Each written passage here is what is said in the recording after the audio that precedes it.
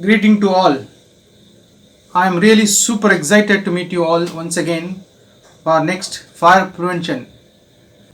In this session, I am going to discuss about fire which are caused by UPS and inverter and power banks. As we know, batteries are used in residence, commercial center and even factories. So battery has become a part of our life. Batteries are very user friendly. It is manufactured with all the safety standard, but still you get fire. The reason for the battery fire is we are not maintaining it. Once we buy and install, we are forgetting to maintain. I will show you some clips. Can you please watch and come back? For a demonstration purpose, a battery compartment was ignited. Please watch. The fire is uncontrollable. We must know that firefighting is not easy. Better ways to prevent the fire by better maintenance.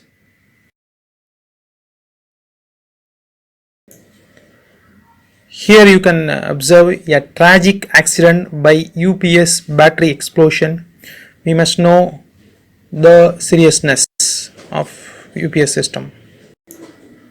I am also attaching some of the building fires which are caused by batteries and volume of the loss to the business. So as a safety officer, I am proposing some preventive measures. Kindly watch and may implement as required. Now we are going to see the preventive measures which are related to battery fire. Okay. Now I extracted 5 points from the standard. Okay, and proposing here as a fire preventive measures. Okay, the standards are elaborate. Okay, it's vast. We can go and refer. But for your easy reference, I have extracted 5 points so that everybody can follow and prevent fire in their workplace. Okay, now number 1, ventilation. This ventilation is very much required to a battery room like this because battery will emit some explosive gas like hydrogen. This should be discharged from the room and excessive heat should be discharged from the room. So we need compulsorily ventilation for this room, either natural way or by mechanical. Here you can see 2 ducts are installed, one for supply air, one for discharge, to ensure that this room has a very good ventilation. This is one of the fire safety measures which can be adapted for a high volume of battery storage like this. So point number 1 is ventilation. Now we will go to point number 2. This one is thermography audit. Regarding thermographic audit, I have made one video and attached. Those who have time, they can go and refer. So point number 2 is thermographic. So this is the thermographic camera. We can use it to scan the battery temperature. Can you see these batteries? Okay, these batteries are having high temperature and this battery are having high temperature. It's 110 degree. Now we have to compare with the design specification. If this 110 degree is allowable as per the design, then you can leave it. Okay, definitely it won't be because it is very high temperature. If it is high, then you have to separate this battery from the battery bank and attend to this problem. So this is one of the important measure to avoid a battery fire. So that is about point number 2, thermographic audit. Now we go to point number 3, that is PPM check. PPM we know commonly, this is planned preventive maintenance to avoid any breakdown, fire. Okay, this is very commonly used in all the industries and factories. So a trained service person should check the battery for its solution like sulfuric acid. If it is a lead acid battery, you should check for the solution and distilled water. So if it is maintenance free, this battery you can check for a bulging and cracks like that, cracks and terminal caps. This is the terminal caps.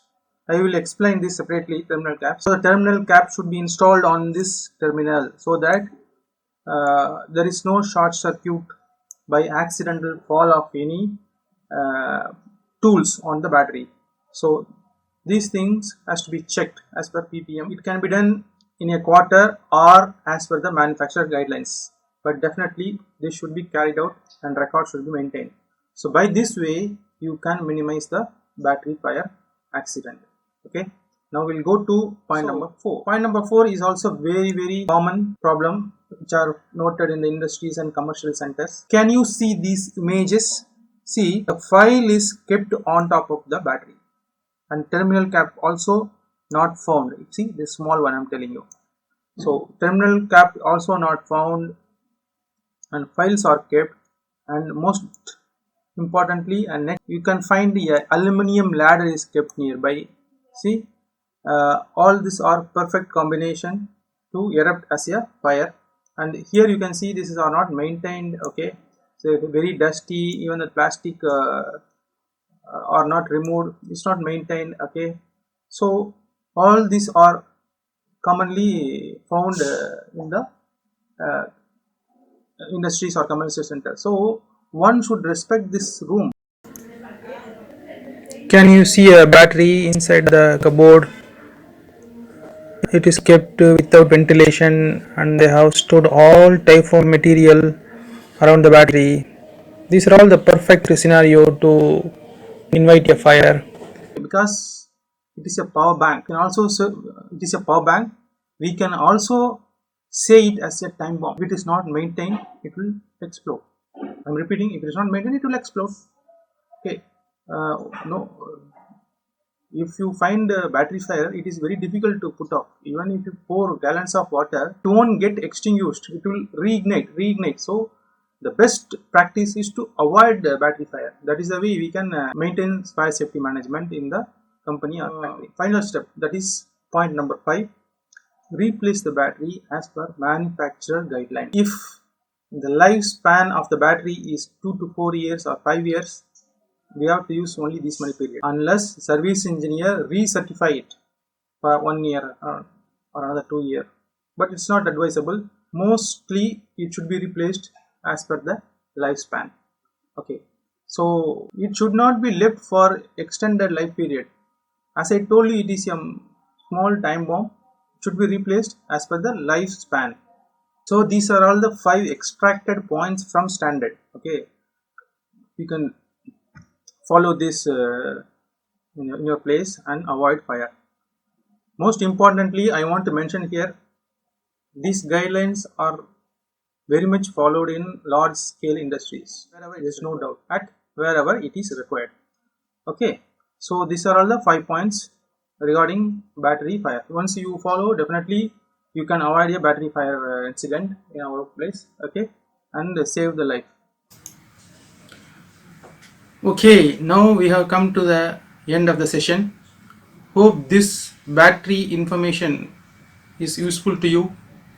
Please implement and run a safe days ahead.